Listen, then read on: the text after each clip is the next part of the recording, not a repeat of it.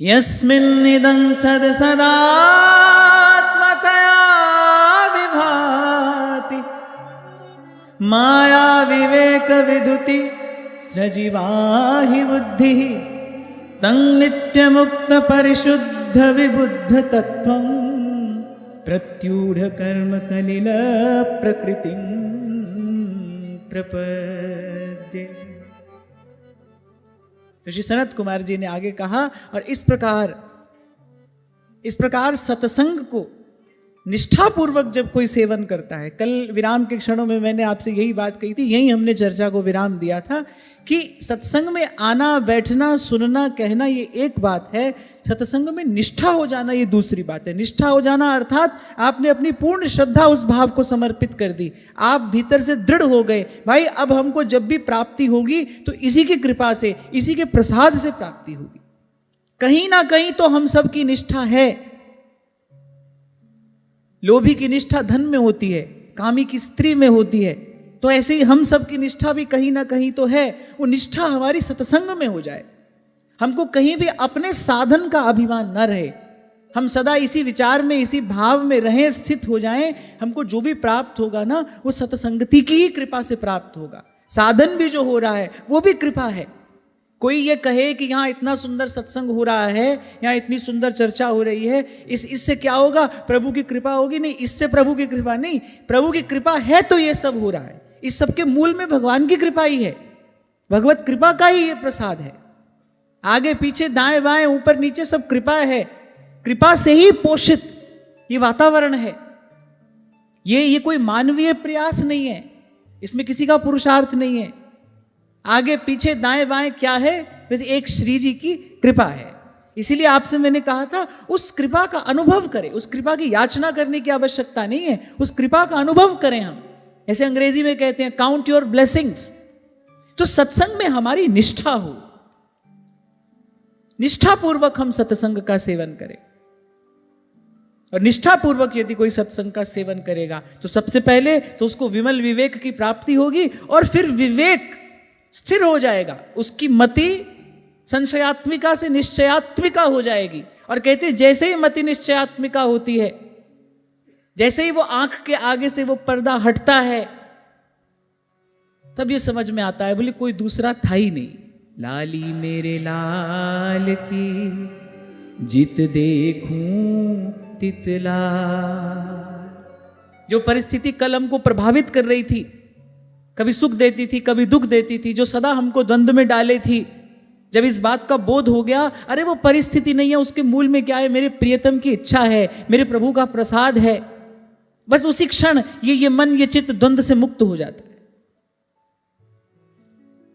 हाँ, पर इसमें एक बड़ी महत्वपूर्ण बात यह है जो कहकर हम आगे बढ़ेंगे कि तब ही हो ही सब संशय भंगा, आगे जब बहुकाल करिए सत्संगा। इसमें बहुकाल बड़ी महत्व की बात है। कल भी आपको यही मैंने निवेदन किया था, जो भी साधन आपको गुरुजनों ने प्रदान किया है उसको करते रहिए। वो बंदरों की तरह खेती नहीं करनी है नाम को, कि बीज डाला फिर रोज खोद कर देख रहे हैं अंकुर हुआ कि नहीं। ऐसे तो अंकुर की संभावना ही समाप्त हो जाएगी। जो लोग अनुभव के लिए भजन करते हैं, देखें हमको कोई अनुभव होता है कि नहीं। कभी कभी कुछ लोग ऐसे भी होते हैं जो इस परीक्षा बुद्धि से भजन करते हैं। हम देखते हैं कि हमको इससे कुछ अनुभव होता है कि नहीं, इससे क्या होता है, अच्छा अनुभव तो होगा नहीं, क्योंकि आपकी साधन में श्रद्धा तो है नहीं, आप तो पहले ही संशय बुद्धि से उस साधन का अनुष्ठान कर रहे हो, तो अनुभव तो होगा नहीं। और अनुभव ना होने से क्या होगा, संशय हो जाएगी, संशय होगा, निराशा होगी, और भगवान कह रहे संशय आत्मा विनश्यति। तो वो जो अंकुर फूटता आज नहीं तो कल, वो जो आपको कृपा से अनुभव होता, अब उस अनुभव की संभावना भी समाप्त होगी। क्यों? क्योंकि आपकी साधन में ही संशय बुद्धि हो गई, अब साधन में ही निष्ठा नहीं रही, अब साधन में ही श्रद्धा नहीं रही। जो कर रहे हो वो बिना ही श्रद्धा के कर रहे हो। जैसे मशीन एक क्रिया करती है, बस वैसे ही आप भी कर रहे हो। तो जो अंकुर फूटना था उसमें, उसकी भी संभावना समाप्त हो गई। इसलिए बार बार आपको कहता आया हूं और कहता रहूंगा, भाई धीरज धर के भजन करना, और भजन करते करते भी धीरज धरे ही रहना। इसीलिए कभी आपसे निवेदन किया था, धीरज के ही आसन पर बैठना पड़ता है भाई। यहां सहे सब ही का धक्का, द्वार धनी के पड़ रहे, धक्का धनी का खा। और वैसे भी ये उचित नहीं लगता भाई, कितने जन्म हमने संसार को दिए हैं। अभी भजन साधन करते तो कुछ 10, 20, 50 बरस ही हुए होंगे, इससे ज्यादा क्या समय हो गया होगा। कितना जन्म तो यूं ही गंवा दिया, और उसमें भी कितना समय तो सन्मार्ग मिल जाने के बाद भी हम गंवाते चले जा रहे हैं। हम ये क्लेम ही कैसे कर सकते हैं कि हमको अनुभव नहीं हुआ। कितने जन्म हमने संसार को दिए हैं, संसार के धक्के तो हमने कब से खाए हैं। इस मार्ग पर अगर थोड़ी देर लग भी रही है, इस दृष्टि से भी अगर आप विचार करो तो भाई धीरज ही धरना चाहिए। मैं कहता हूं इस समय यहां पर कोई बैठा है, उसको ये सब चर्चा वार्ता समझ में नहीं आ रही। दूसरी स्थिति यह है कि उसको बाहर कहीं खड़े रहना पड़ता, बाहर कोई काम धंधा पीटना पड़ता। अब उस स्थिति में बताओ सुखद स्थिति कौन सी है? यही ना कि चलो यहां बैठे तो हैं, ठंडी हवा तो लग रही है, और कुछ भी नहीं हो रहा तो ठंडी हवा तो लग रही है, भगवान का नाम तो कान में पड़ रहा है, कुछ भगवत चर्चा का, सच्चर्चा का कोई एक आध शब्द तो हमारे कान में पड़ रहा है। तो मैं तो कहता हूं कि भाई इस मार्ग पर अगर कुछ देर आपको नहीं हुआ अनुभव, इस मार्ग पर आपको लगता है बड़ा कठिन परिश्रम भी करना पड़ रहा है ना, इस मार्ग का थोड़ा परिश्रम भी संसार के बहुत बहुत मिलने वाले सुखों से अच्छा है, क्योंकि वो तो अंततः आपको भटकाएंगे ही, वो अंततः आपको निराशा के, पीड़ा के अंधकार में ही धकेलेंगे। किसी भी दृष्टि से आप विचार कर लो, किसी भी दृष्टिकोण से आप इस स्थिति को देख लो, आप इस स्थिति का विश्लेषण करो। जीव का हित तो इसी में है। मनवे ए पूंजी स्वासादी एनुलादे प्रभु दे लेखे, ए जग पे आवेखे भजन कर गोविंद दा, मन वे भजन कर गोविंद दा।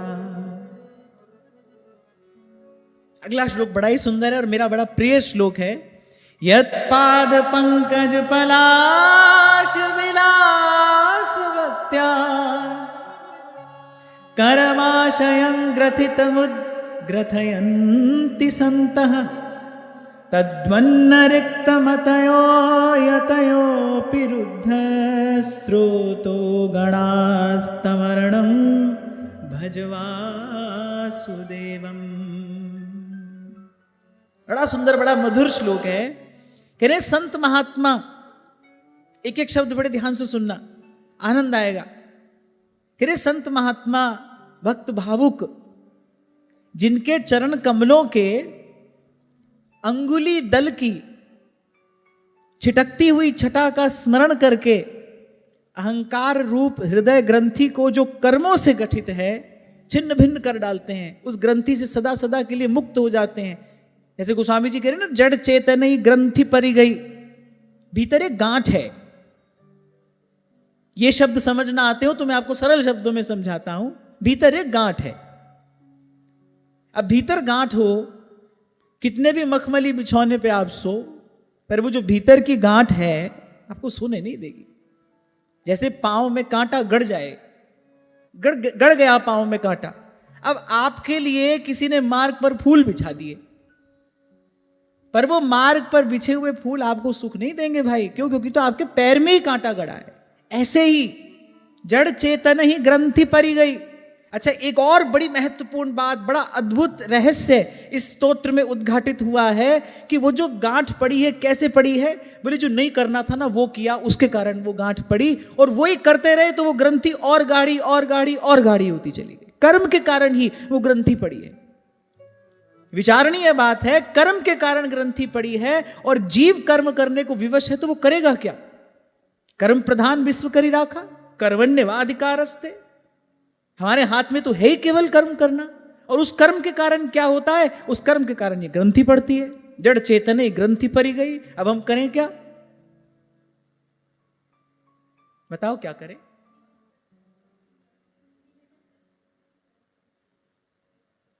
हाँ, एक ही मार्ग है, एक ही युक्ति। वो ग्रंथि पड़ी किस लिए है? कर्म के कारण। और जैसे ही जैसे हम करते चले जाते हैं, वो कर्तापन और गाढ़ा होता चला जाता है, वो ग्रंथि और गहरी होती चली जाती है। अब करने को हम विवश हैं, बिना किए हम रह नहीं सकते, थोड़ी देर के लिए भी नहीं रह सकते। नींद में भी कुछ ना कुछ करते हैं, सपना देखते हैं ना, कभी हंसते हैं कभी रोते, कुछ लोग नींद में बोलते हैं, कुछ लोग नींद में चिल्लाते हैं, कुछ लोग नींद में तो चल ही देते हैं। ये सब किसका सूचक है? कि भीतर से चेतना कितनी व्याकुल है, उसको तनिक भी चैन नहीं है। शरीर तो आपका पड़ गया बिस्तर पर, स्वप्न देख रहे हैं आप, हंस रहे हैं, रो रहे हैं, बोल रहे हैं, कुछ लोग चिल्ला रहे हैं, और कुछ तो बेचारे नींद में भी चल ही देते हैं, उनको वहां भी चैन नहीं है। कितनी चेतना व्याकुल है। तो करने को हम बाध्य हैं, किए बिना हमारी गति नहीं है। और यहां कहा भाई करोगे तो ये गांठ पड़ेगी। अब करें क्या? अब बीच का मार्ग है। इसलिए आपको कभी मैंने कहा था, श्री स्वामी शरणानंद जी महाराज वो कह रहे ना तो ऐसा करना है कि करते ही चले जाना है, और ना ऐसा करना है कि नहीं करना है। क्या करना है? सही करना है। और सही करना क्या है? वो जो कर्म करने के लिए जो शक्ति ईश्वर ने आपको दी है, उसको सेवा में लगाइए। आप कर्म ना करें, आप सेवा करें। भाव यही हो कि भाई मैं सेवा करूंगा। ये जो श्री मलुकदास जी महाराज ने कहा ना, अजगर करे न चाकरी, पंछी करे न काम, दास मलुका कह गए सबके दाता राम। तो उन्होंने क्या करने के लिए मना किया है? हाथ पर हाथ धर के बैठने के लिए नहीं कह रहे हैं। व्यास भरोसे कुंवरी के सोवत पांव पसार, व्यास जी का पांव पर पांव धरकर सोने के लिए कह रहे हैं। कह रहे नहीं, कर्म ना करना, आप करता ना होना। त्वदीयं वस्तु गोविंद तुभ्यमेव समर्पये। सारी गीता का सार स्वरूप सिद्धांत यही है, निमित्त मात्रम भव सव्य साचिन। क्योंकि अर्जुन ने पहले कहा नहीं नहीं मैं इनको नहीं मारूंगा। अब भगवान ने कहा वाह, तुझे क्या पता तू मारेगा, तू मर भी सकता है। भगवान ने कहा अर्जुन ये तो मिथ्याभिमान है, वीर योद्धा को ऐसा अभिमान शोभा नहीं देता। अभी तो युद्ध आरंभ भी नहीं हुआ, तुमने ये कैसे निर्णय कर लिया मैं इनको नहीं मारूंगा? तुमको ऐसे लगता है कि तुम मारे ही दोगे इनको? अरे मर भी सकते हो इनके हाथ से। और ठाकुर जी जानते, बोले ये भोला भाला बच्चा मेरा जानता नहीं है, अगर मैं नहीं हूं तो ये मार ही नहीं सकता। भीष्म से शस्त्र त्याग श्री कृष्ण ने कराया, द्रोण से शस्त्र त्याग श्री कृष्ण ने कराया, कर्ण से शस्त्र त्याग श्री कृष्ण ने कराया। अगर ये तीनों वीर योद्धा शस्त्र त्याग नहीं करते, पांडव कभी विजयी हो ही नहीं सकते थे। इन तीनों योद्धाओं के हाथ में जब तक शस्त्र रहता, तब तक पांडव विजयी हो ही नहीं सकते थे। तो ठाकुर जी ने कहा भाई ये बड़ा भूला है, ये जानता नहीं है वस्तुतः, ना तो ये अपने स्वरूप को जानता है ना मेरे स्वरूप को जानता है। भगवान ने कहा अर्जुन तुमने कैसे निर्णय कर लिया? युद्ध अभी तो आरंभ भी नहीं हुआ, तुमने ये कैसे सोच लिया कि तुम ही विजयी होगे, इस युद्ध के विजेता तुम ही होगे? ये तुमने कैसे निश्चय कर लिया? भगवान ने कहा अर्जुन वीर योद्धा को ऐसा अभिमान शोभा नहीं देता। कैसे कहा तुमने कि मैं इन्हें नहीं मारूंगा? अरे तुम मर भी सकते हो इनके हाथ से। एक माता ने प्रश्न पूछा है, मेरा बालक कहता है मैं विवाह नहीं करूंगा क्योंकि मैं किसी और जीव को इस संसार में लाना नहीं चाहता, यहां बड़ा दुख है। बालक ही भगवान है, क्या पता ऐसा होगा नहीं होगा। ये क्या है? इसको कहते हैं कर्तापन का अभिमान। मैं करने वाला हूं, मैं करूंगा, मैं नहीं करूंगा, मैं करूंगा, मैं ऐसा करूंगा, मैं वैसा करूंगा। इसलिए यहां कहा वो जो ग्रंथि है वो किस लिए पड़ी है? कि कर्मों के कारण वो ग्रंथि पड़ी है। करता चला जाता है जीव, स्वयं को कर्ता मान के करता चला जाता है, और वो जो अभिमान है, वो जो बोझ रखा है सर पर, और भारी होता चला जाता है। करते तो संत भी हैं भाई, दिन रात पुरुषार्थ करते हैं, सारी पृथ्वी की परिक्रमा लगाते हैं संत सोए जीव को जगाने के लिए। पर उनसे पूछो आप कुछ कर रहे हैं? नहीं, वो कहते तेरा तुझको सौंपते क्या लागे है मोर। ये सब बात मैंने किस लिए कही? ये बात मैंने इसलिए कही भाई करने को तो हम विवश हैं, और अगर असावधानी पूर्वक किया तो ये ग्रंथि और गहरी होती चली जाएगी। धीरे धीरे धीरे धीरे सच्चे सुख से, उस शांति से हम और दूर होते चले जाएंगे। तो सावधान होकर करना, और सावधान होकर करना क्या है? सही करना। सही करना क्या है? सेवा करना। कर्म नहीं करना है भाई, सेवा करनी है। हमको सेवा में ही रहना है। हम ये भी ना सोचें भाई अब मंगला में सेवा में प्रवेश किया है, राजभोग में हम सेवा से बाहर आ गए।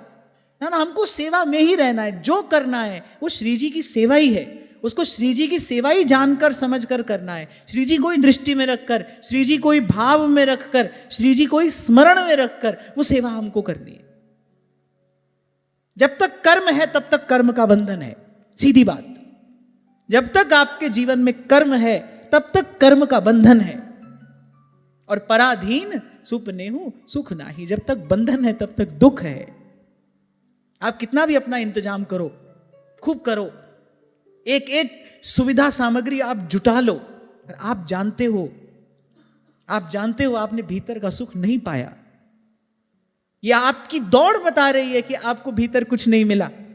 क्योंकि जिसको भीतर ठौर मिल जाती है, जिसको भीतर ठिकाना मिल जाता है, वो तो गाता है अली किशोरी जाए कहां, अब बड़ो ठिकानो पायो, अब बड़ो ठिकानो पायो। भीतर कुछ मिले फिर तो हृदय से यही भाव फूटेगा, मैं बैठी रहूं कुंजन के कोने, बैठी रहूं कुंजन के कोने, श्याम राधिका गाऊं, किशोरी तोरे चरणन की रज़ा। यहाँ एक बड़ी सुंदर बात जिसके कारण ये श्लोक मुझे बड़ा प्रिय है, भगवान श्री सनत कुमार जी कह रहे हैं कि राजन उस ग्रंथि का छेदन करने के मार्ग तो अनेक हैं, योग भी उसका मार्ग है, ज्ञान मार्ग भी है, पर जैसा उस ग्रंथि का छेदन श्री कृष्ण के चरणारविंद का ध्यान करने से होता है, जैसा उस ग्रंथि का छेदन श्री कृष्ण के चरणों का आश्रय ले लेने से हो जाता है, बोले वैसा तो बड़े बड़े योगी भी नहीं कर पाते। जब श्रीमद् भागवत की चर्चा आरंभ हुई थी तो मन में भाव यही था कि भाई जो विशुद्ध भक्ति सिद्धांत श्रीमद् भागवत में है ना, उसी की चर्चा हम करेंगे। अब भाई श्रीमद् भागवत में तो ज्ञान योग भी है, योग मार्ग का निर्देश भी श्रीमद् भागवत में किया गया है।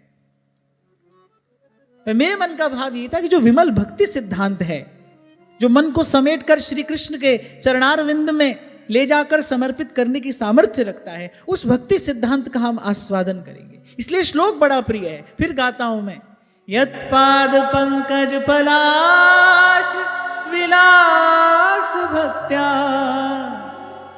करमाशयं ग्रथितमुद्ग्रथयन्ति सन्तः, तद्वन्न रिक्तमतयो यतयोऽपि रुद्ध, स्रोतो गणास्तमरणं भज वासुदेवम।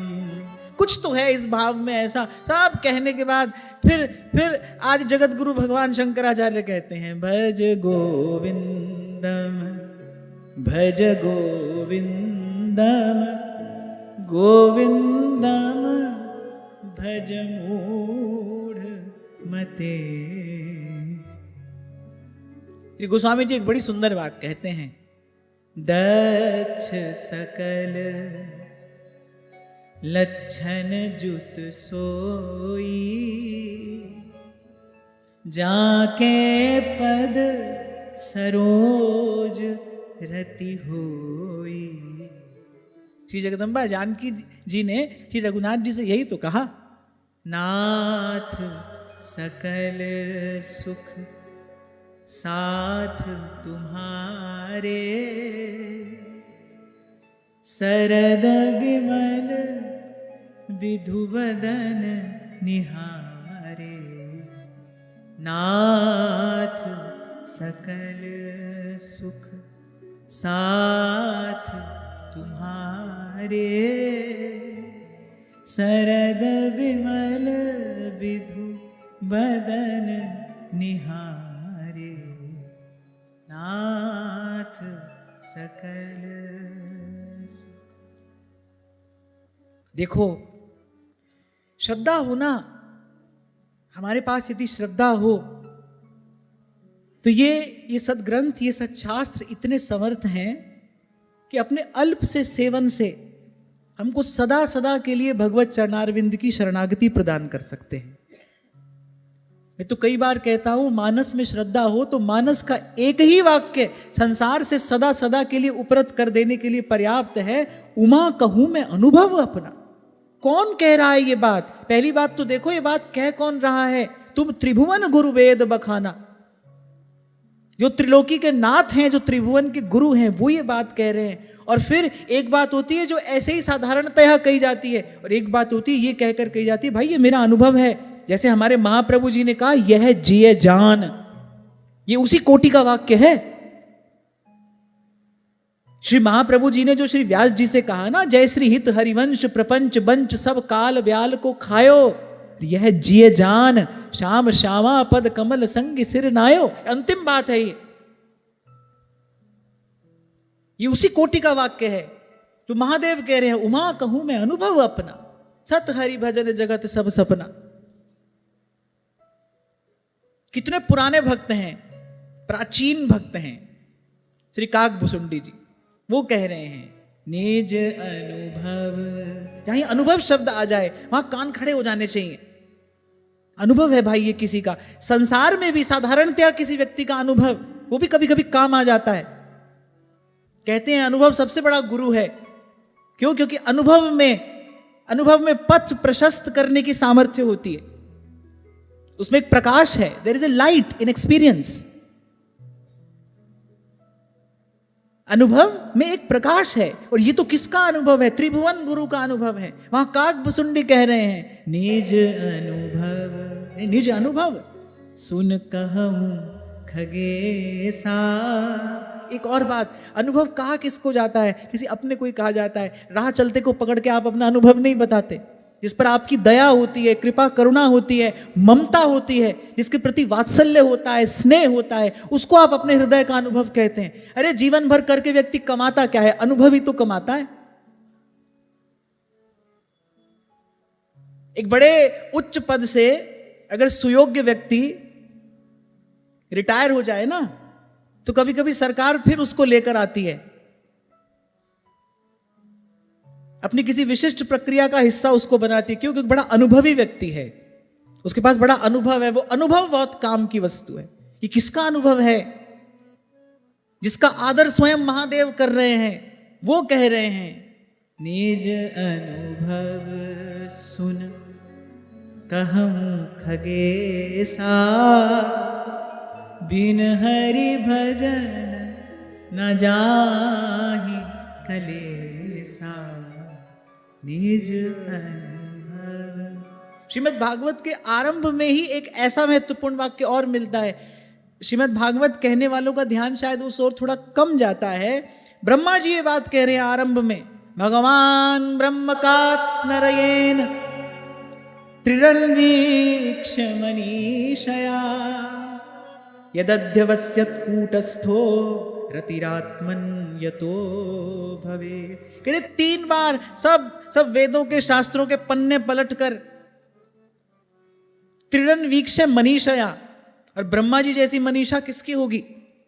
वो सृष्टि करता है, वो भगवान की चातुरी हैं, वो भगवान का चातुर्य है, वो भगवान की सामर्थ्य है। उनके जैसी प्रज्ञा, उनके जैसी मनीषा किसकी होगी?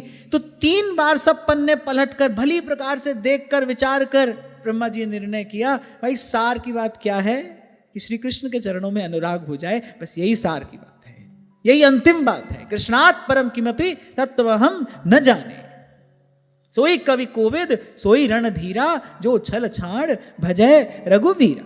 हम कहते हैं कि हम श्रद्धालु हैं, हम कहते हैं कि हम भजन भी कर रहे हैं, साधन भी कर रहे हैं, फिर भी हमारे दुख की निवृत्ति नहीं हो रही। अरे भाई, भगवान ने घोषणा की है, श्रद्धावान लभते फलम। कहां है हमारे जीवन में श्रद्धा? खोजने जाओगे मिलेगी नहीं।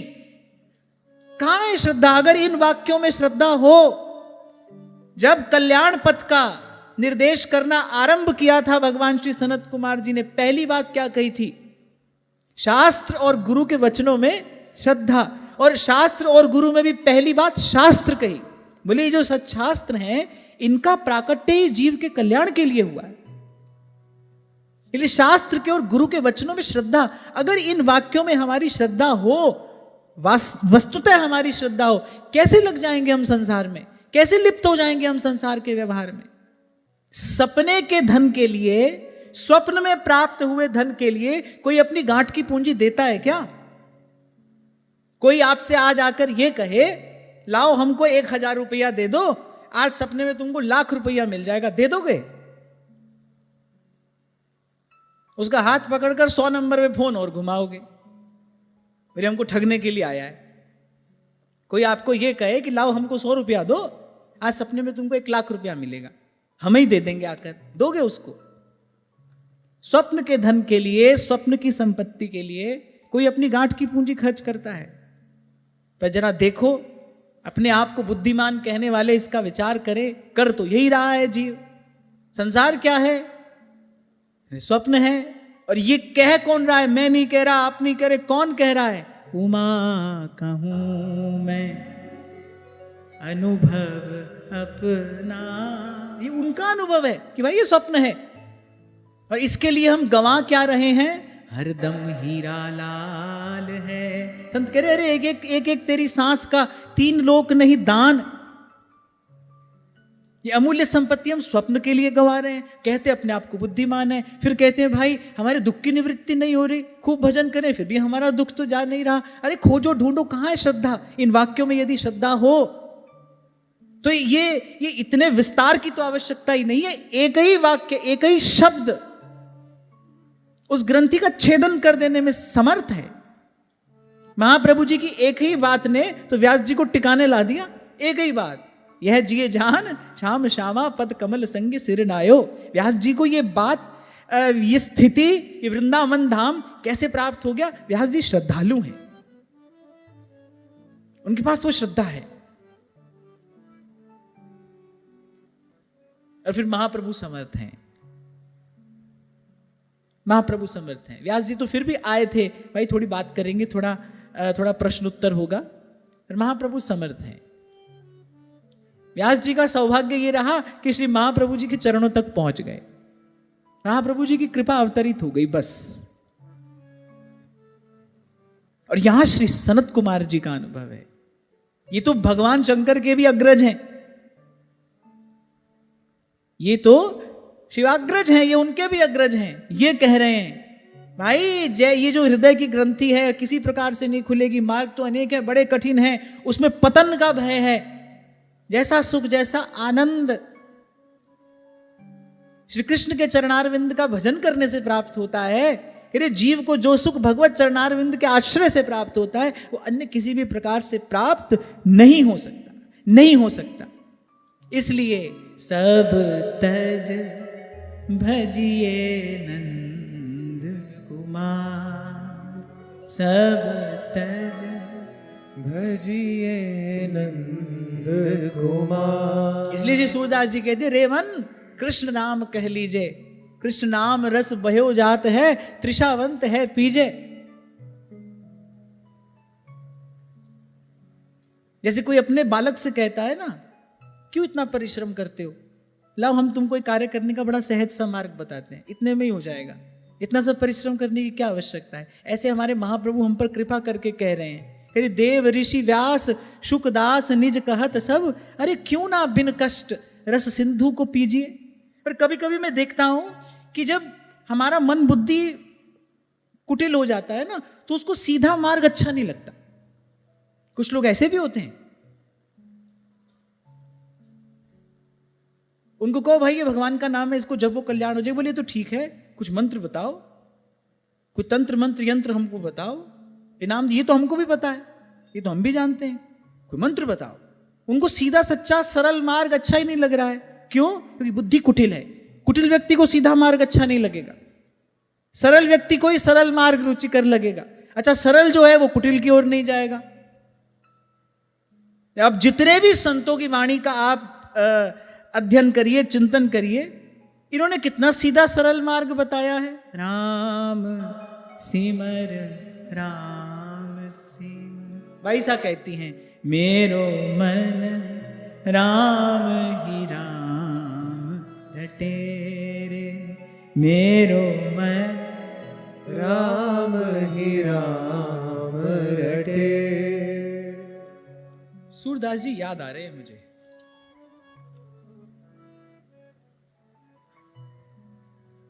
सूरदास जी भी याद कर रहे थे मुझे, खोलते ही वही पद आया सामने, रे मन कृष्ण नाम कह लीजे, रे मन कृष्ण नाम कह लीजे, रे मन कृष्ण नाम कह लीजे, रे मन कृष्ण नाम कह लीजे।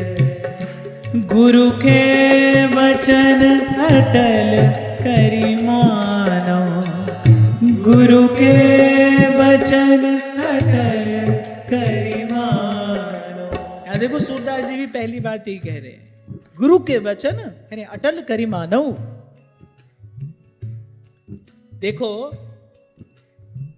मानो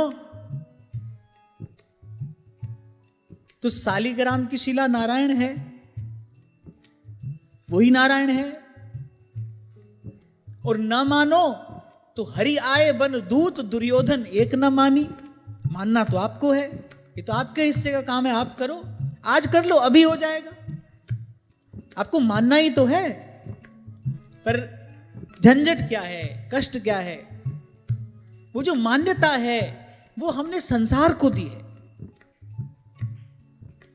वो जो मान्यता है ना वो हमने संसार को दी है। मानना है, यहां कह रहे गुरु के वचन अटल करी मानहु, गुरु के वचन अटल करी मानहु, गुरु के वचन अटल करी मानहु। साधु समागम कीजे, रे मन कृष्ण नाम कह लीजे, रे मन कृष्ण नाम कह लीजे।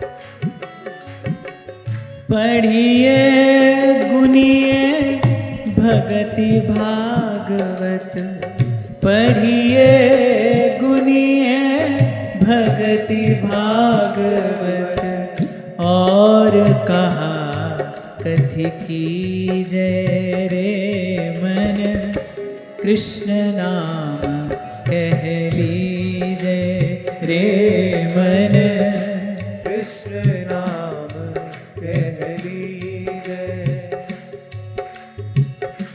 कृष्ण नाम बिन जन्म बाद ही, कृष्ण नाम बिन जन्म बाद ही, बिरथा काहे जीजे, रे मन बिरथा काहे जीजे, रे मन कृष्ण नाम कह लीजे, रे मन कृष्ण नाम कह लीजे।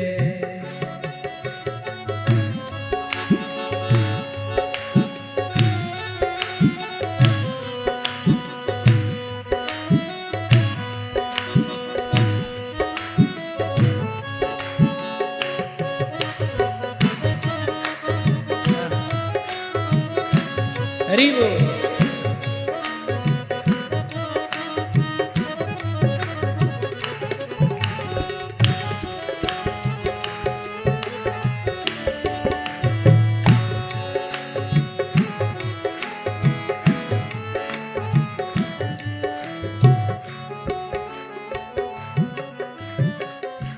कृष्ण नाम रस बयो जात है, कृष्ण नाम रस बयो जात है, तृषावंत है पीजे रे मन, तृषावंत है पीजे।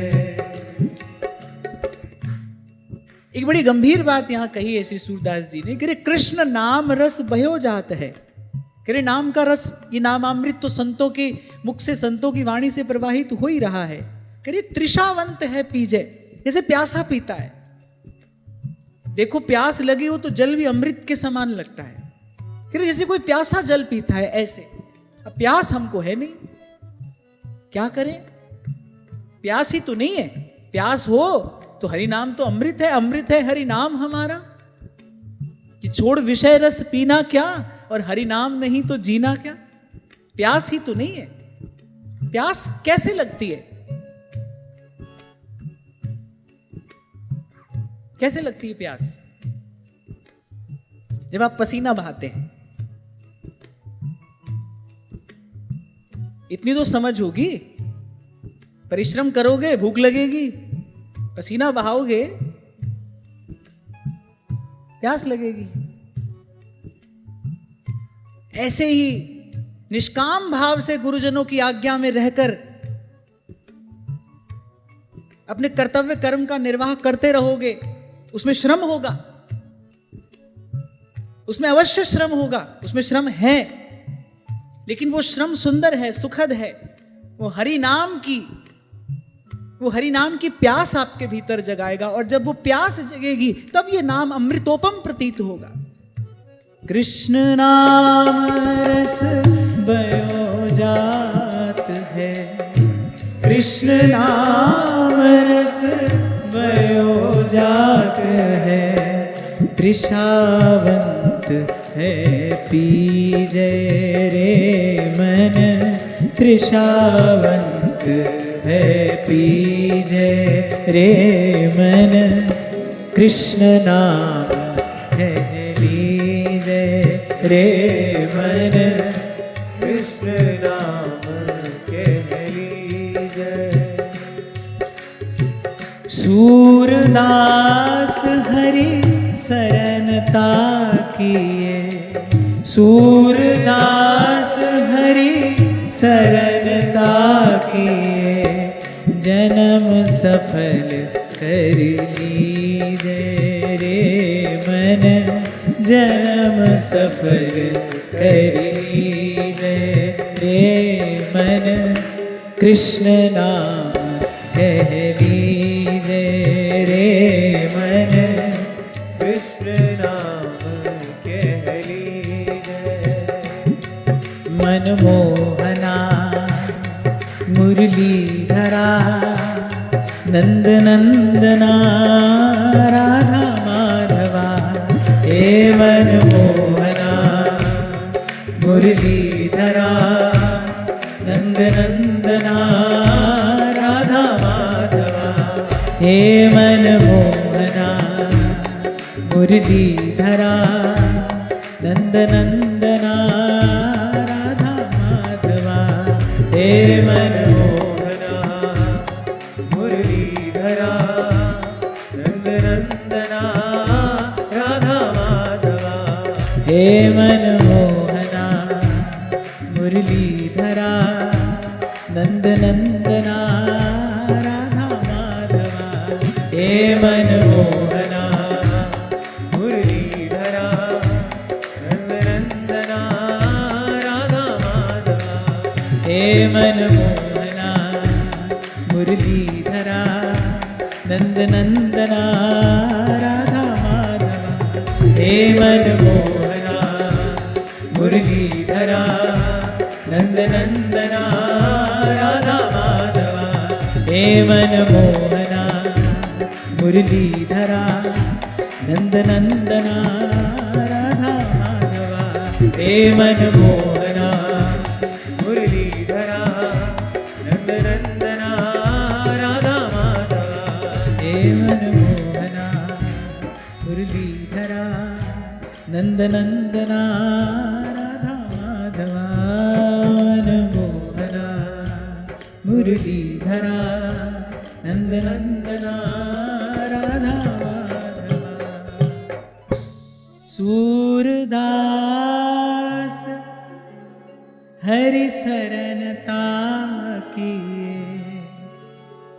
सूरदास हरि शरणता किए, जन्म सफल कर लीजय रे मन, कृष्ण नाम कह लीजय।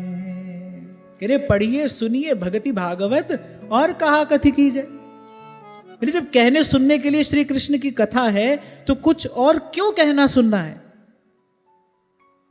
ये जो अभी चर्चा हमने की श्रद्धा विषयक, आप आज जाकर इसका विचार करना। अगर वस्तुतः संतों की वाणी में गुरुजनों के वचनों में श्रद्धा हो तो भाई मार्ग तो बिल्कुल ही सीधा है। श्रद्धा का ही तो अभाव है। ये जो साधन बताया किस लिए कि श्रद्धा प्राप्त की जा सके, श्रद्धा अर्जित कर सके हम, विमल श्रद्धा, सुदृढ़ विश्वास। सूरदास जी तो कहते हैं भरोसो नाम को भारी, कहने प्रेम सो जिन नाम लीनो भय अधिकारी। नाम ही जीव को अधिकारी बनाता है। दीक्षा के समय यही कहा जाता है जितना नाम जपोगे उतना हृदय भजन भाव के अनुकूल होता चला जाएगा। नाम ही करेगा, जो करना है वो नाम को ही करना है। वो सामर्थ्य नाम में ही है। हमारा कार्य तो इतना है कि बस वो पाती आप तक पहुंचा दें। कल महाराज जी बड़ी सुंदर बात कह रहे थे, बोले हमारा काम तो इतना है जैसे डाकिया डाक लाता है ना, वैसे इन सब के नाम की डाक आप इन तक पहुंचा दें। डाकिये को मिलता क्या है, अगर शुभ सूचना लेके आए तो जिसको पाती देता है डाकिया, अब तो ये सब समय रहा नहीं, फिर कभी कभी बड़ी प्रतीक्षा रहती थी किसी को कि कहीं से प्रियतम का संदेश आ जाए, कोई सूचना आ जाए, और जो लाने वाला होता था उसको एक मीठी मधुर मुस्कान के साथ शुभ कामना मंगल कामना भी दे दी जाती थी।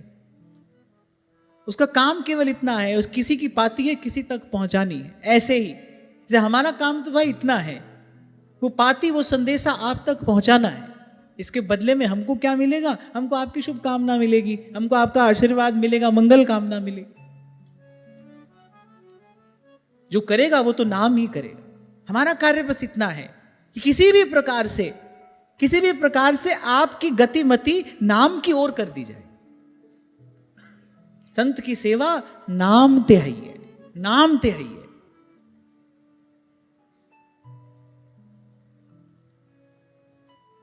सूरदास जी कहते प्रेम सो जिन नाम लीनो भय अधिकारी, भरोसो नाम को भारी। अब इतना सुनने के बाद भी अगर भजन में रुचि ना हो, इतना सुनने के बाद भी अगर मन की प्रवृत्ति संसार की ही ओर हो, तो कारण क्या है भाई, श्रद्धा का ही अभाव है।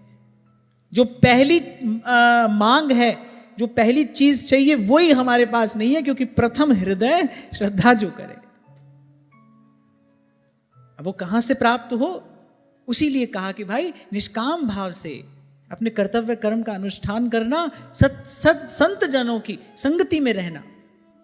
ना मिले सत्संग तो भगवान से प्रार्थना करो, बार बार वर मांगी हो। महादेव ने भी बार बार मांगने में संकोच नहीं किया, बोले प्रभु ये तो बार बार मांगते हैं आपसे। न मिले सत्संग तो भगवान से प्रार्थना करो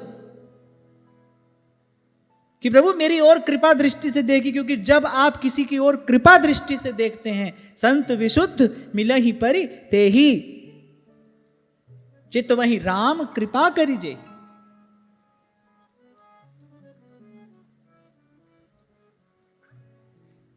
संतवाड़ी में इसीलिए मेरी श्रद्धा है, इसलिए मुझे वो सर्वस्व प्रतीत होता है। क्यों? क्योंकि श्रुति शास्त्र सम्मत सिद्धांत संतों ने बड़े सरल शब्दों में, बड़े मीठे शब्दों में कह दिया है।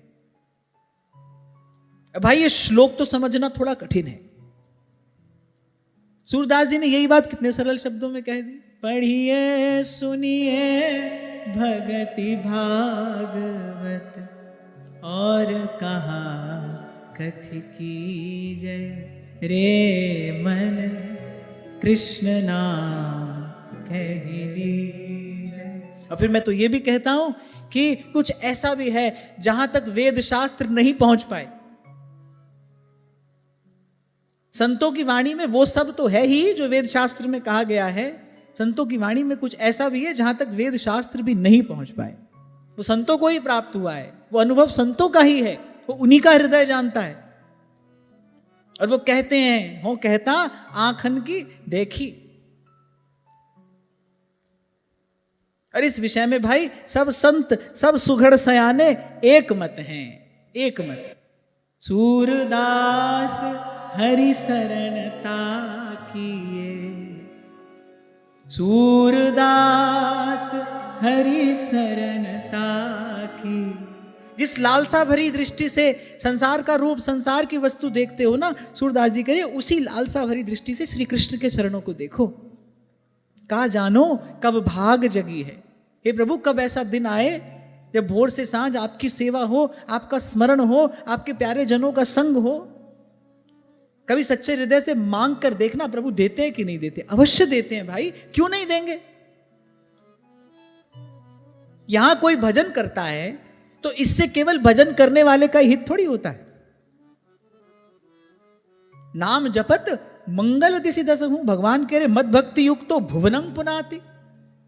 कोई प्रभु से ये कहे प्रभु मैं आपका अखंड भजन करूं, तो इसमें केवल उसका हित थोड़ी है। भगवान तो झट देते हैं। भगवान तो ये वस्तु कोई सच्चे हृदय से मांगे तो प्रभु तो झटपट दे देते हैं। क्यों? क्योंकि जो मांग रहा है उसका तो हित है ही, पर वो भजन करेगा तो भगवान कह रहे भाई ये जो हमारा सारा पसारा है इसका भी मंगल होगा, इसका भी कल्याण होगा। एक पंथ दो काज। ठाकुर जी कहते हैं भाई ये तो बड़े लाभ का सौदा है, ये तो तुरंत कर लेना चाहिए। और पता नहीं ये फिर आए कि नहीं आए, क्योंकि माया बड़ी प्रबल है। आज तो ये मांग रहा है, थोड़ी देर में फिर भूल जाए, भटक जाए। तो सच्चे हृदय से कोई मांगे, ठाकुर जी तो झट दे देंगे।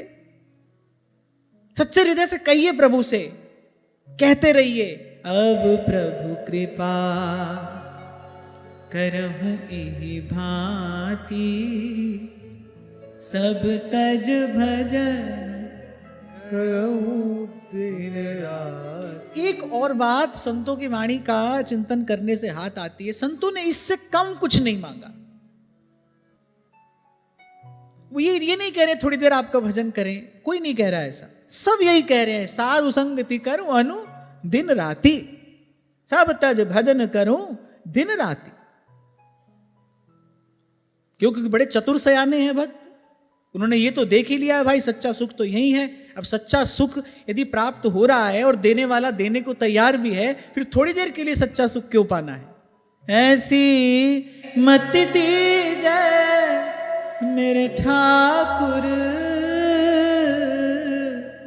सदा सदा तुद त्याही, तुम करो दया मेरे साईं, तुम करो दया मेरे साईं।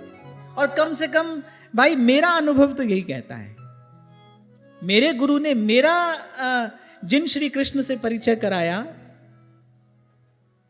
वो तो ऐसे ही हैं, वो तो झटपट देते हैं। कोई मांगे तो अच्छा, उनको बहुत काम भी नहीं है।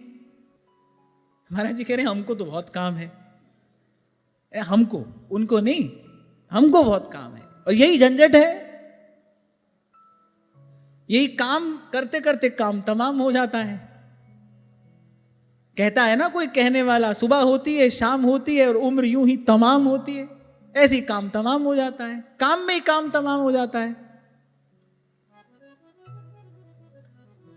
और जीवन मुक्त वो काम का ही काम तमाम कर देता है। वो जो जीवन मुक्त है उसने काम का ही काम तमाम कर दिया। वो कह रहा है व्यास भरोसे कुंवरी के सोवत पांव पसारे। बोले हमको कोई काम नहीं है, हरि को भजन पेट को धंधो और करे सो मूर्ख अंध। अजगर करे न चाकरी और पंछी करे न काम, उसको कोई काम नहीं है। हाँ, तो खैर मैं ये कह रहा था ठाकुर जी को बहुत काम नहीं है, क्योंकि व्यस्त तो लक्ष्मी जी रहती है, वो व्यस्त हैं, उनके यहां लाइन नहीं टूटती। अन्य देवी देवता जो हैं उनको बहुत काम है। हमारे यहां बोलचाल की भाषा में एक बात कह दी जाती है, बोले अमुक स्थान पर तो चैन की बंसी बजती है, तो हमारे कन्हैया तो चैन की बंसी बजाते हैं, उनको चैन है, उनको कोई काम नहीं है। वो खुद ही कहते हैं, आगे आप श्रवण करेंगे, नहीं भाई हमको कोई काम नहीं है, अपने स्वरूप में स्थित, अपने निजानंद में मग्न, कोई काम नहीं। और उनका जो भजन करने वाले होते हैं वो भी काम से मुक्त हो जाते हैं, ऐसे भी काम से मुक्त हो जाते हैं, वैसे भी काम से मुक्त हो जाते हैं, वो सब प्रकार से काम से मुक्त हो जाते हैं। मगन रहना, मगन रहना, वो काम से मुक्त हो जाते हैं। तो मैं आपको ये कह रहा था कि कम से कम मेरे गुरु ने मेरा जिन श्री कृष्ण से परिचय कराया वो तो ऐसे ही है, झटपट देते हैं ये वस्तु मांगते ही। अब प्रभु कृपा करहु इहि भांति, सब तज भजन करहु दिन राति। क्योंकि जब तक आप ये मांगते रहते हैं ना भजन भी होता रहे, तब तक ठाकुर जी जानते भाई इसको भजन करना ही नहीं है, भजन का स्वरूप जानता ही नहीं है, किस लिए भजन किया जाता है इसको अभी इस बात का बोध ही नहीं है, इसीलिए देर लग रही है। जब तक हम ये चाहते हैं भाई ये भी होता रहे वो भी होता रहे, इसलिए मैंने कहा सब सत्पुरुषों की वाणी में हमने यही देखा। वो ये नहीं कह रहे हैं कि प्रभु थोड़ा भजन कर लें, थोड़ा ये भी कर लें, थोड़ा वो भी कर लें, वो कह रहे सब तज भजन करूं दिन राति, सब तज भजिए नंद कुमार, भक्ति कर दीप प्रेम कर बाती, साधु संगति करु अनु दिन राति, ए हरिवंश नाम बिसरे न छिन। सेवक जी महाराज कहते हैं हरिवंश नाम बिसरे न छिन, श्री हरिवंश सहाय भल, हरिवंश भरोसे भय निडर, सुनित गरजत हरिवंश बल। बिसरे न छिन, श्री हरिवंश की वाणी समुद्र को मीन भयो, जो अगाध कलोलत। पहले हमारी ऐसी मांग तो हो। अब आप हीरा मोती की दुकान पर जाकर घिया तोरी मांगो तो कैसे मिलेगा, वहां पर वो वस्तु है ही नहीं। ठाकुर जी के पास तो देने के लिए या तो वो स्वयं है, नहीं तो कुछ नहीं है। वो कहते हैं भाई मेरे पास कुछ नहीं है। सुनाया था ना मैंने आपको प्रसंग, माता रुक्मिणी से ऐसे विनोद किया श्री ठाकुर जी ने, पहले हम निष्किंचनों के पास कहां आ गई, आप सब आपका कृपा कटाक्ष चाहते हैं। देखिए देवता दानव गंधर्व किन्नर सुर नर मुनि सब आपका ही कृपा कटाक्ष चाहते हैं, आप कहां मुझ निष्किंचन के पास आ गई। मैं भी निष्किंचन हूं, मुझे चाहने वाले प्रेम करने वाले भी सब निष्किंचन हैं। आपको मैंने बताया था ना एक चित्र मैंने देखा पंढरीनाथ का, बीच में भगवान पंढरीनाथ मंद मंद मुस्कुराते विराजमान है और प्रभु के श्री चरण से यहां मस्तक पर्यंत भक्त लिपटे हैं, ऐसे जैसे वृक्ष के चारों ओर सुंदर बेली लिपटी रहती है ना, ऐसे चरणों से लेकर कोई भक्त चरणों को पकड़े है, कोई कटी पर लटका है, कोई यहां और कोई यहां बैठा है, और बीच में भगवान पंढरीनाथ मंद मंद मुस्कुरा रहे हैं। मेरे राम राय तू संता का संत तेरे। तो काम पूरे करने हैं तो एक रास्ता है, अपना काम बनाना है तो एक रास्ता है, सदा सदा के लिए इस काम से मुक्त हो जाना है फिर ये रास्ता है। कृष्ण नाम रस भयो जात है, तृषावंत है पीजे, और सूरदास हरि शरण ताकिए, और जन्म सफल कर लीजिए। रे मन कृष्ण नाम कह लीजिए। इसीलिए श्री सनत कुमार जी ने सब बात कहने के बाद अंत में क्या कहा, भज वासुदेवम। इसलिए राजन ये सब बात तुम्हारे पूछने पर हमने बता दी, लेकिन ये सब बड़े सहज से प्राप्त हो जाता है, बड़ी सरलता से प्राप्त हो जाता है यदि कोई सीधे सच्चे सरल हृदय से केवल श्री कृष्ण के चरणों का आश्रय ले ले, श्री कृष्ण के नाम का आश्रय ले ले, श्री कृष्ण की लीला कथा का आश्रय ले ले। ये सब संपत्तियां वहां नतशिर होकर सेवा में सदा उपस्थित रहती हैं। भक्ति सुतंत्र सकल सुख खानी। फिर एक और बात कही, कृच्छ्रो महानि भवानवमाप्लवेशा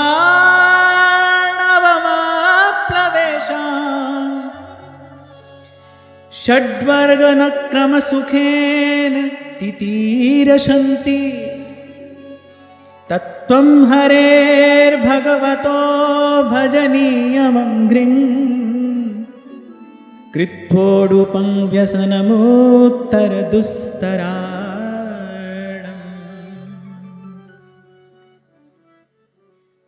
कह रहे जो लोग मन और इंद्रिय रूप मगरों से भरे हुए इस संसार सागर को बोले योग आदि साधनों से पार करना चाहते हैं ना, बोले भाई उनका तो उस पार पहुंचना कठिन ही है।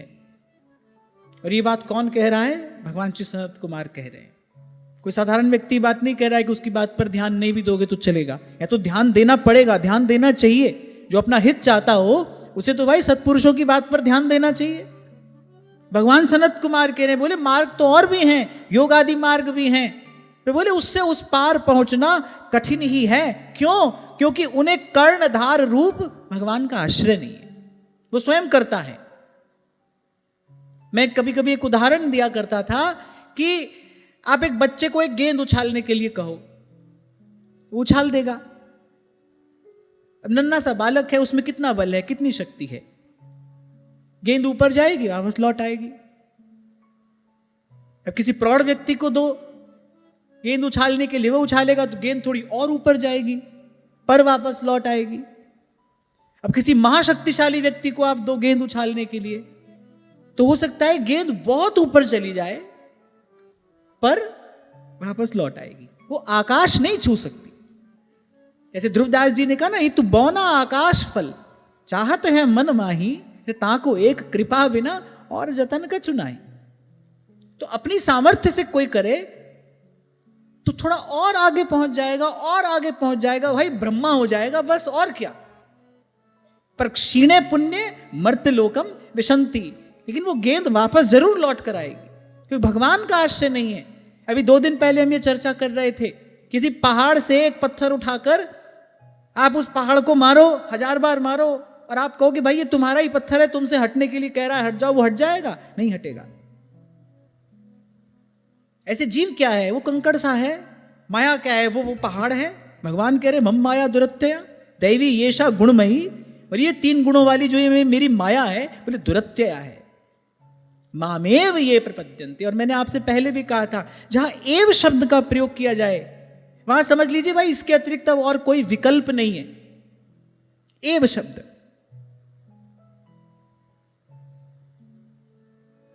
माम एकम शरणम व्रज, यहां एक कहा भगवान ने, भाई मैं ही हूं। ऐसे ही एव जो है वहां पर कोई विकल्प नहीं है, मेरी ही। मामेव ये प्रपद्यन्ते। और इस विषय पर हमने थोड़ी सी चर्चा की थी। शरणागति का अर्थ केवल मंदिर में भगवान के श्री विग्रह के सन्मुख दंडवत लेट जाना नहीं है कि हम भगवान के शरण हो गए। भगवान के शरण होना माने प्रभु के अनुकूल अपने जीवन को बनाने का प्रयास करना। ये शरणागति का वास्तविक अर्थ है। प्रभु आपकी शरण में आए हैं, अब अपने अनुकूल, आपके अनुकूल अपने जीवन को बनाने का प्रयास करेंगे।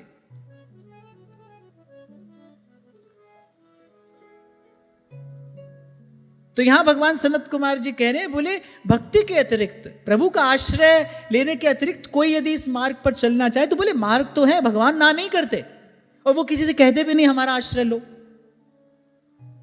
बड़ी कृपा हो। आप देखो 17 अध्याय तो ऐसे ही पूछना बताना चलता रहा। 700 श्लोक है श्रीमद् भगवद गीता जी में, 17 अध्याय तक तो सब ऐसी पूछना बताना चलता रहा। अर्जुन पूछते रहे, भगवान बताते रहे। भगवान को दया आई। वहां भी कार्य किसने किया? कृपा शक्ति ने अपना कार्य किया। क्योंकि भगवान जो बता रहे हैं, अर्जुन वहां उसका विचार करते हैं, फिर विचार करते करते थक जाते हैं, बुद्धि पार पाती नहीं। भगवान का पार बुद्धि कैसे पाएगी? भगवान ने दृष्टि देके अपने विराट स्वरूप का भी दर्शन कराया तो बेचारा अर्जुन घबरा गया। बोले चले इसको सब समेटो, हटाओ, मैं नहीं देख पा रहा हूं ये सब, मुझ में सामर्थ्य नहीं है सब देखने की। भगवान का स्वरूप नहीं देख पा रहा है, भगवान की कोई बात नहीं समझ पा रहा है, तो वो अर्जुन की गति मति विथकित हो गई, थक गया अर्जुन। और जब जीव थक जाता है ना, तब भगवान को दया आ जाती है। मैया दौड़ रही है पीछे, आज तो तोय बांधूंगी। तो कन्हैया मन में सोच रहे कि मैया बंधता तो मैं उसी से हूं जिससे मैं बंधना चाहता हूं, ऐसे तो मुझे कोई नहीं बांध सकता। फिर जब मैया थक गई, वो वेणी के पुष्प गिरने लगे, मैया का वो चंद्रवत मुखारविंद, प्रस्वेद के कण उस पर चमकने लगे, तब ठाकुर जी को दया आ गई, अरे मैया को बहुत थका दिया, अब हाथ आ जाना चाहिए। ऐसे अर्जुन पर दया आ गई भगवान को। वो अर्जुन को थका हारा देखकर दया आ गई भगवान को। तब भगवान ने कहा, मन्मना भव मद्भक्ता मद्याजिमा नमस्कुरु। भगवान ने कहा, अर्जुन अब मेरी बात ध्यान से सुन, मुझ में मन लगा, मद्भक्ता, मेरा भक्त होकर मेरी बात सुन। और फिर जो रहस्य भगवान ने उद्घाटित किया वो क्या है? वो अर्जुन पर विशिष्ट कृपा है, करुणा है भगवान की। नहीं तो वो नहीं कहते किसी से, भाई तुम हमारा भजन करो। कभी कहा था ना मैंने आपसे, आप उनको कहते हो आप जब बुलाओगे तब हम आएंगे। क्यों बुलाएंगे भाई? वो उनको क्या पड़ी है?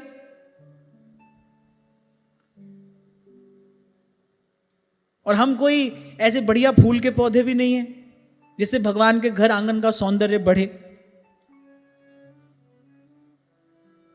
हम तो बवाल ही हैं भाई, क्यों बुलाएंगे वो हमको? तो हमको इनके पीछे लगना है भाई, कभी नाम से, कभी रूप से, कभी इनकी कथा सुन के, कभी कह के, कभी आकर यहां वृंदावन धाम इनके चरणों में पड़ जाइए, हमको पीछे लगना है इनके। तो वो नहीं कहते किसी से भाई हमारा भजन करो। श्री महाप्रभु जी ने यही तो कहा श्री नाहरमल जी से, अरे जो श्री कृष्ण की आराधना करते भी हैं फिर उनको श्री कृष्ण कोटि कोटि वरदान देकर अपना पीछा छुड़ा लेते हैं। इसलिए जब महाराज पृथु से भगवान ने कहा वर मांगो, तो महाराज पृथु ने कहा आपकी ये बात हमको अच्छी नहीं लगी, क्योंकि आपकी वाणी मोहित करने वाली है। जिसको आप पुनः संस्कृति में डालना चाहते हैं उसको आप कहते हैं, जिसको आप अपने से दूर करना चाहते हैं उसको आप ये बात कहते हैं। हमको अपने से दूर मत करिए, हम जानते हैं आप तो परिपूर्ण हैं, आप तो सदा तृप्त हैं, आप तो सदा आनंद मग्न हैं, आपका स्मरण करने वाला आनंद मग्न हो जाता है, आप तो अपने स्वरूप में स्थित हैं, आपको हमारी कोई आवश्यकता नहीं है प्रभु। पर स्वामी मोहे ना बिसारियो, लाख लोग मिल जाए, हमसे तुमको बहुत है, तुम सा हमको ना, तुम सा हमको ना।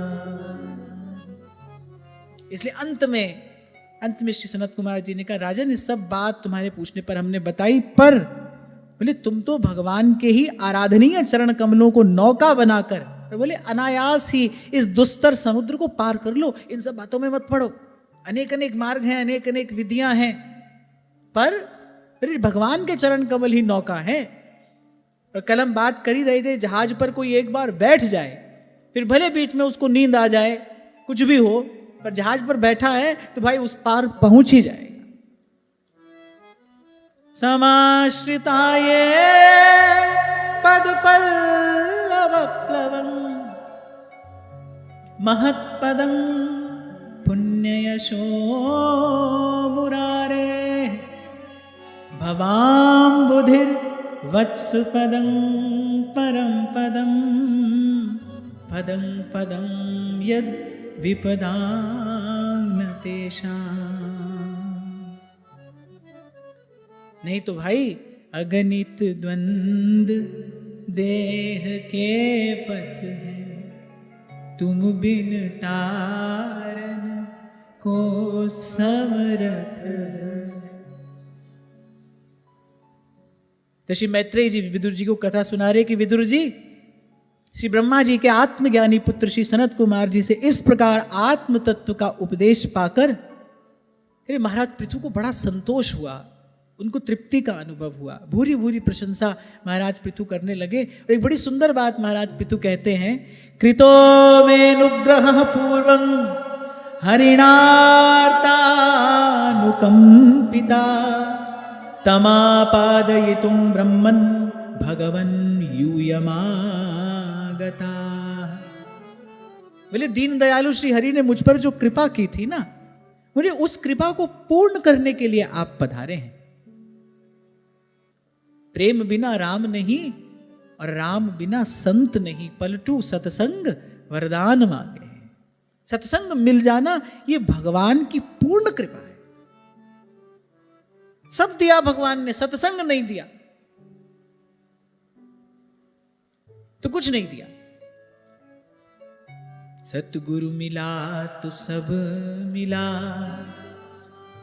नहीं तो मिला न को। किसको जानना चाहिए कि मुझे सब मिला है? ये सब क्या है? सब मिला क्या है? ये सब मिलना क्या है? जब कुछ और चाहिए नहीं, ये है सब मिलना। कुछ मिलना नहीं है, बहुत कुछ मिलना नहीं है। मिलना है ही नहीं।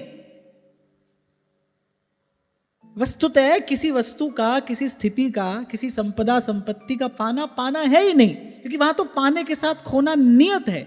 उस सिक्के का दूसरा पहलू वही है, दूसरा पक्ष वही है, पीछे खड़ा है वो।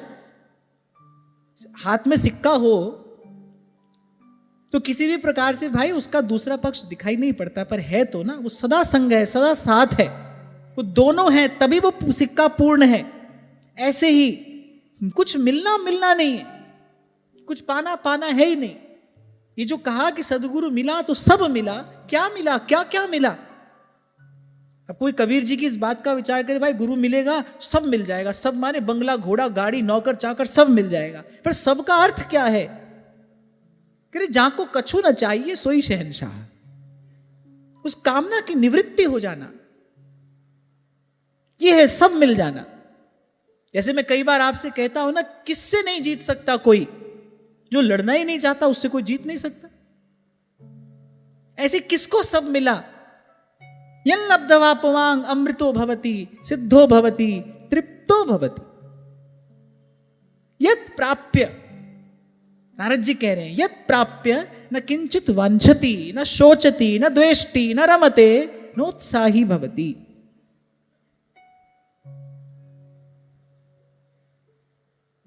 तो ये मिल जाना भगवान की पूर्ण कृपा है। अच्छा, भगवान पूर्ण है, कृपा करते हैं तो पूर्ण नहीं करते हैं, तो पूर्ण शब्द एक और भी रख दिया जाए तो केवल संत का ही मिलना भगवान की कृपा है, और वही पूर्ण कृपा है।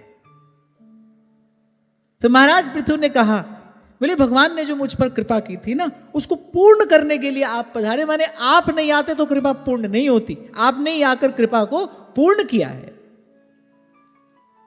और जिस कार्य के लिए आप पधारे, बोले उस कार्य को आपने भली प्रकार से संपन्न कर दिया है। माने मेरे हृदय का अज्ञानांधकार दूर हो गया है। वस्तुतः उनके हृदय में कोई अज्ञान नहीं है, उन्होंने तो हमारे कल्याण के लिए ये सब बात पूछी, क्योंकि भाई संत भी भगवान की तरह अपने ही आनंद में मग्न रहता है ना। वो तो प्यासे को देखकर वो अमृत प्रवाहित करता है। जैसे धरती तपती है तो बादल बरसता है, ऐसे ही, नहीं तो वो तो अपने आनंद में मग्न है।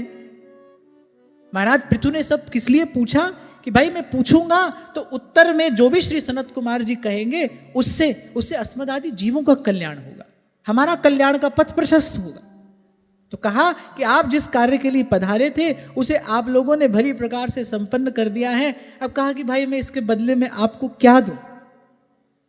बोले क्योंकि ये जो सब है ये तो पहले से ही आपका है, तो इसके बदले में मैं आपको दूं क्या? और अंत में एक बड़ा सुंदर श्लोक महाराज पृथु कहते हैं, यैरीदृशी भगवतो गतिरात्मवादे एकांततो निगमिभिः प्रतिपादितानः तुष्यन्त्वदभ्रकरुणाः स्वकृतेन नित्यं को नाम तत्प्रतिकरोति विनोदपात्रम्।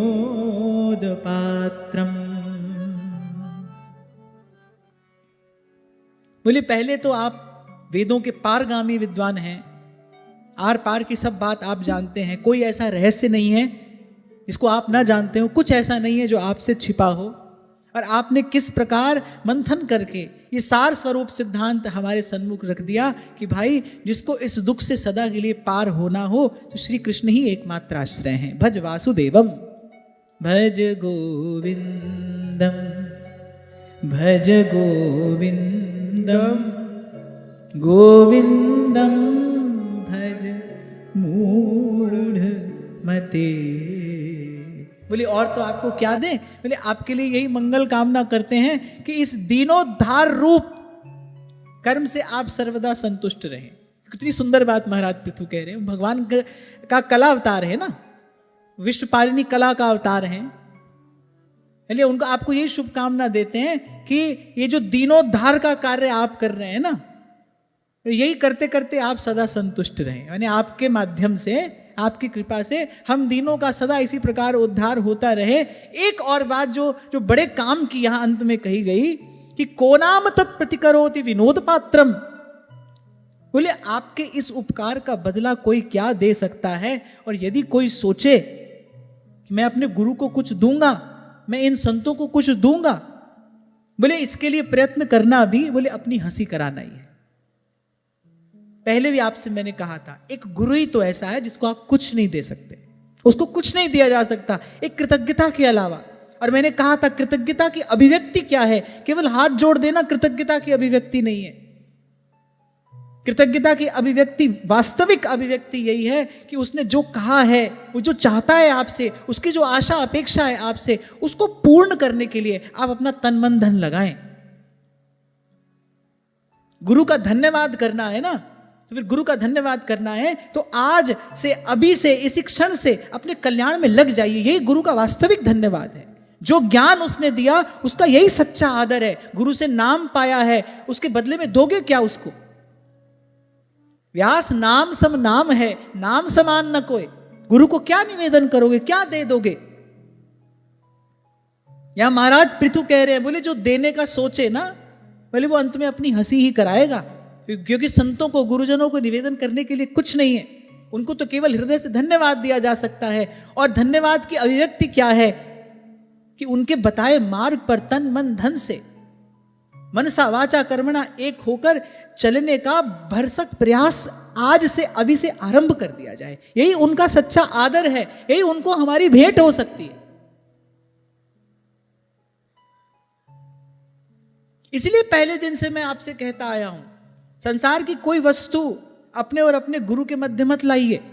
संसार का कोई भाव, कोई विचार, अरे एक यही तो ऐसा स्थान है जो आपको सदा सदा के लिए इस संसार से, इस द्वंद्व से मुक्त करा सकता है, वहां उसको लेकर मत आइए।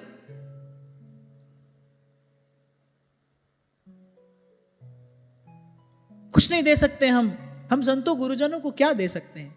अरे माता का ही ऋण नहीं चुकाया जा सकता। जिसने ये शरीर दिया, जो इस शरीर में निमित्त बनी, जिसने इस शरीर का पोषण किया, उस माता का ही ऋण नहीं चुकाया जा सकता। तो गुरु ने तो भाव देह दिया है, गुरु ने तो दिव्य देह प्रदान किया है, उसने तो दिव्य स्वरूप प्रदान किया है, उसको क्या दे देंगे हम? तो महाराज पृथु ने कहा देने के लिए कुछ नहीं है। आपके लिए शुभ कामना, आपके लिए मंगल कामना करते हैं कि आपके द्वारा ये दीनोद्धार का कार्य सतत होता रहे, और इसके प्रसाद स्वरूप जो प्रसन्नता, जो संतुष्टि आपको मिलती है, वो आप सदा ही प्राप्त करते रहे। संतोष मिलता है भाई, किसी भूखे को खिलाकर संतोष मिलता है, और वो संतोष संसार की किसी भी दुकान में बड़े से बड़ा मूल्य देकर नहीं पाया जा सकता। इसीलिए कबीर जी कहते हैं, गोधन गजधन बाजधन और सकल धन धान, बोले जब आवे संतोष धन, सब धन धूर समान। वो संतोष रूपी धन इन संतों के पास है। भगवान कहते हैं भाई संत सुखी हैं। भगवान से पूछो कौन सुखी है आपके संसार में, तो श्री राम कहें सब संत सुखी। और संत कहते हैं भाई संतोष में ही सब सुख है। लेकिन वो संतोष कैसे प्राप्त होता है? ये जो फल है, ये किस वृक्ष पर आता है? परमार्थ के वृक्ष पर आता है। संत क्या करते हैं? परमार्थ के कारण लियो संत अवतार। हमारे महाप्रभु जी के प्राकट्य की बेला निकट है। महाप्रभु के प्राकट्य के मूल में क्या है? अरे पर उपकार देह धरणम।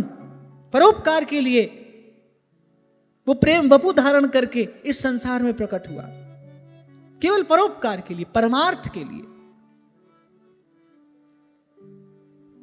आज समझ में आ जाए या कभी समझ में आए भाई, बात तो समझने योग्य यही है कि सच्चे सुख का जो फल है ना, तो परमार्थ के वृक्ष पर आएगा।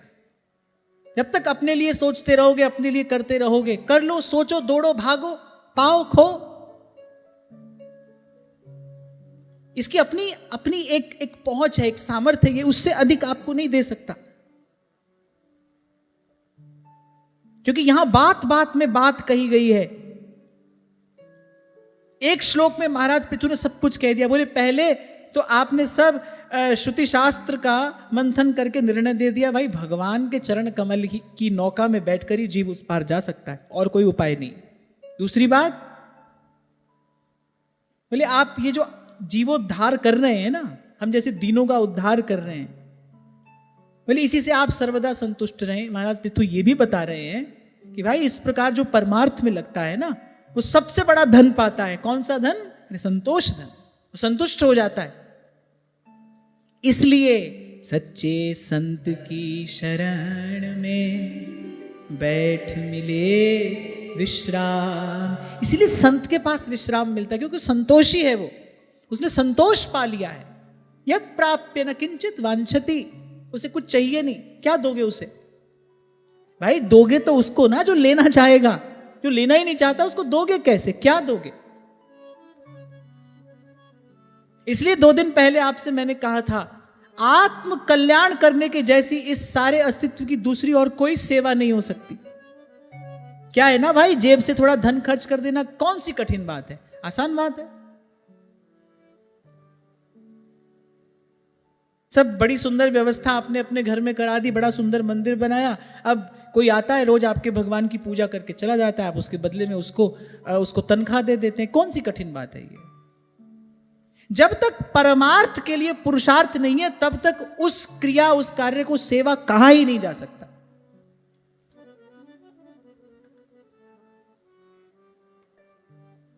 आपका भजन भी जब तक केवल आपके लिए है, वो सेवा नहीं हो सकता भाई। वो परमार्थ नहीं है जब तक वो केवल आपके लिए है।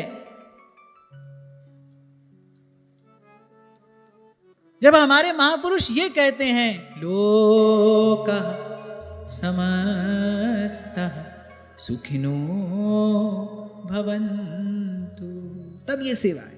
इसलिए हमारे महाप्रभु कह रहे भाई श्री जी की सेवा में जाना है तो सेवक होकर जाना पड़ेगा। सेवक कौन होता है? जो सेवा में रहे। और सेवा क्या है? सब सोहित निष्कामति श्री वृंदावन विश्राम, श्री राधा वल्लभ लाल को हृदय ध्यान मुख नाम, हृदय ध्यान मुख नाम। ये सदुपदेश प्राप्त करने के बाद महाराज पृथु ने श्री चरणों का पुनः पूजन किया।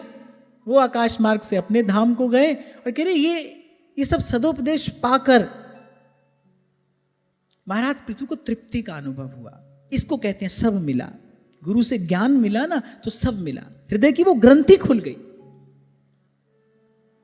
प्रजा पालन तो वो इससे पूर्व भी कर रहे थे, लेकिन सतसंगति मिलने के बाद, भगवान श्री सनत कुमार जी के श्रीमुख से ये ज्ञान मिलने के बाद कह रहे अब वो जो भी करते हैं वो कृष्णार्पण बुद्धि से ही करते हैं। देखो भाई, इस शरीर की जितनी अवस्था, जो भी आयु है, उतना समय तो इस संसार में रहना ही है। कालाक्षेप कैसे करोगे? और थोड़ी भी असावधानी हुई तो निपट सिलसिली गैल।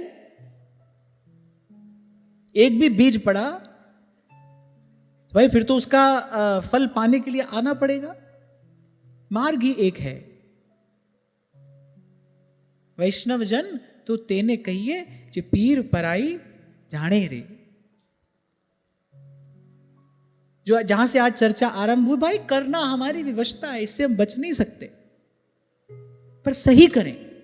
सही का ही परिणाम सही आएगा, सही का ही फल सही आएगा। सही करें। और सही करना क्या है? स्वार्थ को एक ओर रख के परमार्थ को अपना लक्ष्य बनाते हुए, भगवत भाव से, भगवत प्रीत्यर्थ भगवान को अर्पण करते हुए। आप, छोटा सा उदाहरण आपको देता हूं, फिर वाणी को विराम दूंगा। आप एक बात का निश्चय कर लो, भाई जो भी पाऊंगा मैं प्रभु को निवेदन करके ही पाऊंगा। आप ये ना कहो कि ये पाऊंगा ये नहीं पाऊंगा। आप ये निर्णय लो कि जो भी ग्रहण करूंगा वो प्रभु को निवेदन करके ग्रहण करूंगा, तो भाई जो भी अनुचित है, जो भी अवांछित है, वो अपने आप आपके जीवन से हट जाएगा। क्योंकि भगवान को तो वही वस्तु निवेदन की जाएगी ना जो भगवान को निवेदन किए जाने योग्य होगी। तो जो अनुचित अवांछित है वो अपने आप आपके जीवन से हट जाएगा। मैं जो भी करूंगा वो भगवान के लिए करूंगा, प्रभु को प्रसन्न करने के लिए करूंगा, तो अनुचित निषिद्ध कर्म आपसे बनेगा ही नहीं, उस ओर आपका मन जाएगा ही नहीं। और आप ईमानदारी से थोड़ा ऐसा प्रयास करोगे तो प्रभु कहीं चले थोड़ी गए हैं। भक्तन पाछे यों फिरत जो बछड़ा संग गाए। आपको मैंने बताया था ना एक बार, ये दृश्य मैंने अपनी आंख से देखा, मेरे नेत्र सजल हो गए। हम आ रहे थे, यहीं बाहर की बात है, नन्ना सा एक बछड़ा और साथ साथ में गैया चल रही है। अब वो बछड़ा तो क्या है ना, उसकी दृष्टि तो केवल गैया की ओर है, बहुत नन्ना सा बछड़ा, गोवत्स, साथ साथ में उसकी मैया चल रही है। अब यहां से गाड़ी आती है, वहां से गाड़ी आती है। अब वो गैया देखो बड़ी व्याकुल है, यहां से घूमती है, वहां से घूमती है, किसी भी प्रकार से वो किसी भी गाड़ी को पर अपने उस वत्स तक, उस बालक तक पहुंचने नहीं दे रही है। ये दृश्य मैंने जब बाहर देखा तो मुझे यही बात स्मरण में आई, नेत्र सजल हो गए। ऐसे ही भगवान अपने भक्त की रक्षा करते हैं। भक्तन पाछे ओ फिरत जो बछड़ा संग गाए। तो आज की वार्ता यहीं श्री जी के चरणों में निवेदन करता हूँ। महाराज श्री के चरणों में प्रणाम। आप सबके हृदयस्थ हित प्रभु को, भाव प्रभु को नमन।